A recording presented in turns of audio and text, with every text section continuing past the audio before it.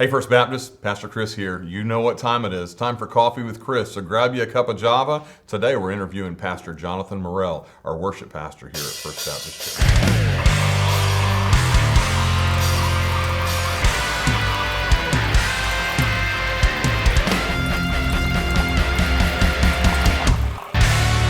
So, Pastor Jonathan, so excited to finally get to have you on this episode of Coffee with Chris and talk a little bit about your ministry. And Sure. all of our people get to see you every week, but not everybody gets to spend some time with you and have a Right. conversation with you. And I just wanted our members to have an opportunity just to get to hear a little bit about your story and learn a little bit about all the different things you've done in ministry, where you went to school, Sure. and a little bit about your family. So just, we got plenty of time here. So let's just kind of start with where you grew up and a little bit about your family and the events that happened that led up to you coming to First Baptist. Sure. So I grew up a long way away from here, across the St. Johns River on the south side of Jacksonville, and graduated from Wilson High School back in the class of '82.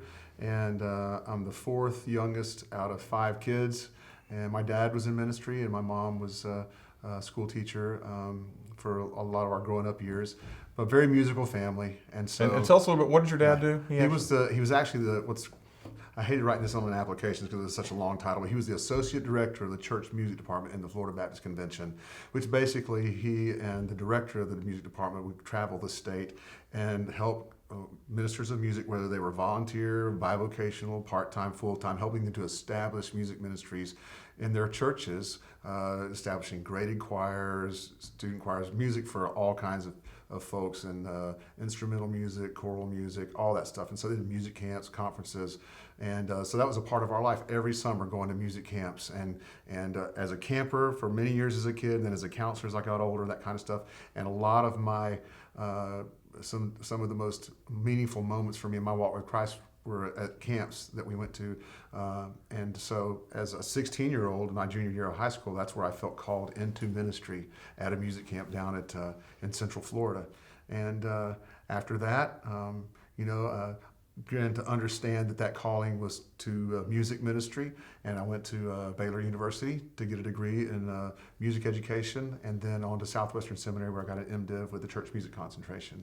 And so I got the MDiv degree at Southwestern because I had more of a pastoral mindset and heart, not to be preaching so much, but the pastoral side of ministry, and also just to be more well-rounded as a church leader, being grounded in the Word and having more than just a casual knowledge of God's Word. But I was really glad that I pursued that, and feel like it's benefited me a lot along the way. And when did you finish your Master of Divinity?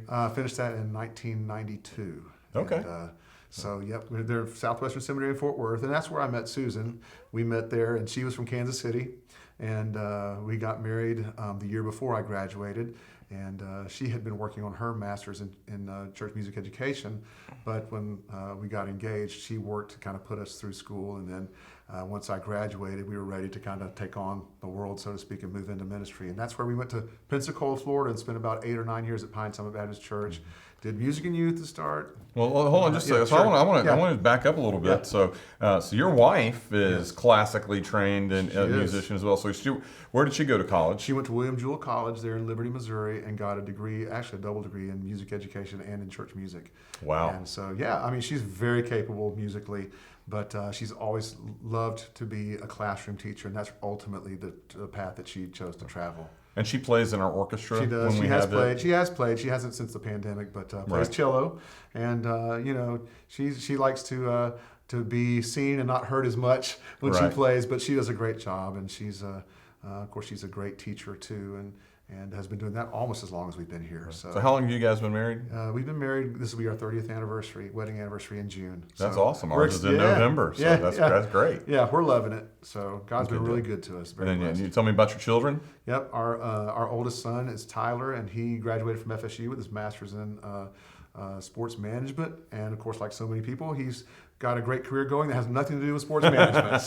But he's living in Bradenton and doing really, really well. And then our daughter and son-in-law, Amberly is our daughter, and our son-in-law Taylor, they live here in Green Cove Springs, and they have 2 wonderful children, our grandchildren, Eliza and Jaspin.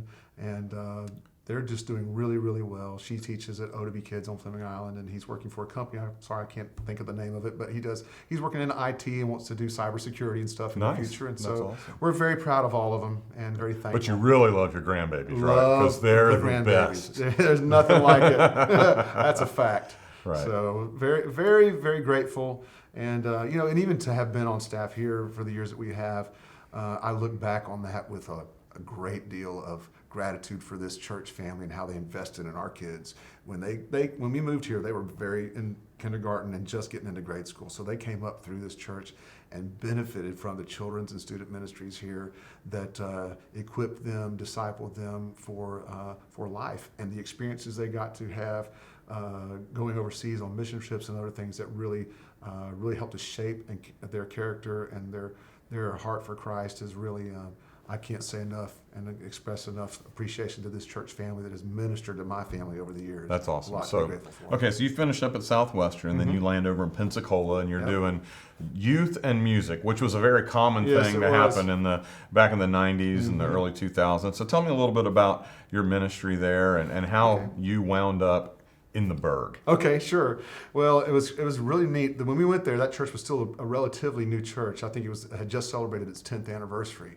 And so it was a fledgling place, and it was a great place. We got there, we weren't single. We were married, but we didn't have children yet. And so fresh out of seminary, it was a great place for us to grow in ministry experience and a church that was phenomenal in so many ways. We always felt like it was the best kept secret in Pensacola because it was off the beaten path. But we served with an excellent pastor there, and in that church saw it grow for several years. And eventually, after about 5 years, they split my position, and we brought in a student minister full time. And of course, both of our kids were born there and nurtured there in that place.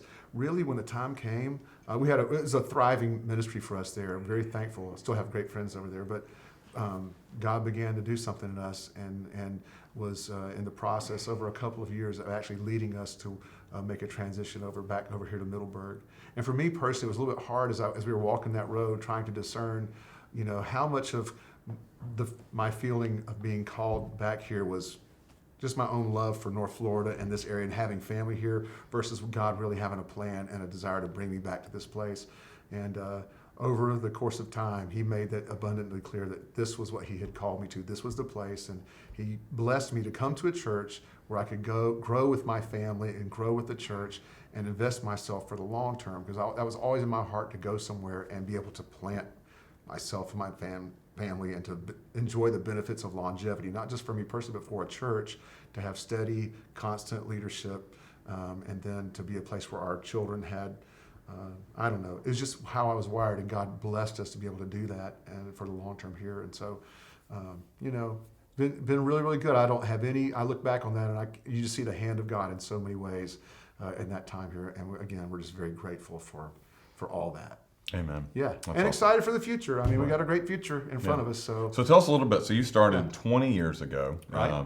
So tell us a little bit about how the church has changed in the 20 years since you came. Yeah. Well, it's kind of funny. The changes started really quick because we had been here 3 weeks, and no sooner had we gotten here than the church that used to be what we call now the theater, 3 weeks in, went to 3 services on Sunday morning, started an 8 o'clock service, and not long after that began to build what is our current worship center.